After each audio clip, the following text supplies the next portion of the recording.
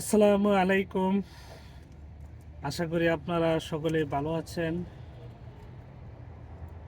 আপনারা যারা আমার ভিডিওতে নতুন আজকে মাত্র জয়েন হলেন, তারা আমার ভিডিওটি লাইক, কমেন্ট এবং শেয়ার করবেন, এবং যারা সাবস্ক্রাইব করেন নাই তারা বেল আইকনটি বাজিয়ে রাখুন।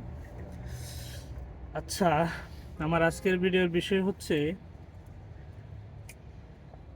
যারা মিথ্যা কথা বলে তাদেরকে নিয়ে আমি কিছু কথা বলবো। আমার একটা ফ্রেন্ড, উনি আমার খুব ছোটোকালের একজন বন্ধু। উনি হচ্ছে আমার কাছ থেকে কিছু টাকা নিয়েছিল ধার। হ্যাঁ, ধার নেওয়ার পরে ওনাকে আমি ফোন দিয়েছি বেশ কয়েকবার, কিন্তু উনি ফোনটা রিসিভ করে নাই। বারবার কল দেওয়ার পরে একটা সময় উনি বিরক্ত হয়ে, আমার মনে হয় সে নাম্বারটা অফ করে রেখেছে। তো আমার আরেকটা ফ্রেন্ডের মাধ্যমে খোঁজ খবর নিলাম ও কোথায় আছে। উনি আমাকে মূলত একবার কল রিসিভ করে বলেছিল উনি নাকি ঢাকাতে আছে।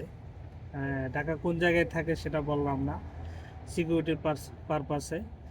তো পরবর্তীতে আমি আরেকটা বন্ধুর মাধ্যমে খোঁজখবর নিয়ে দেখি সে আছে আপনার ওর গ্রামের বাড়িতেই, কিন্তু তার শ্বশুর বাড়িতে। কিন্তু ওর অবস্থা নাকি মানে টাকা পয়সা নেই হাতে। এখন সে আমার ফোন ধরতেছে না।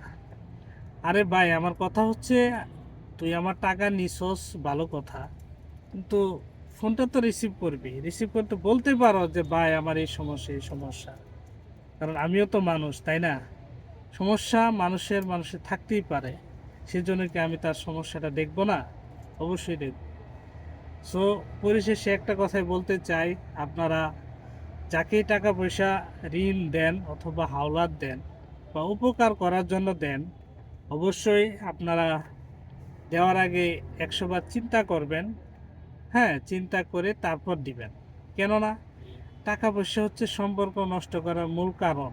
কারণ টাকা পয়সা যদি কেউ সময় মতো না দিতে পারে, তখন দেখা গেছে সম্পর্ক আর আগের মতো থাকে না। ঠিক আছে? আর বন্ধুত্ব, সেটা সারা জীবন থাকবে। কিন্তু বন্ধুত্বের মধ্যে লেনদেন হোক, সেটা আমি বলবো না যে লেনদেন না হোক।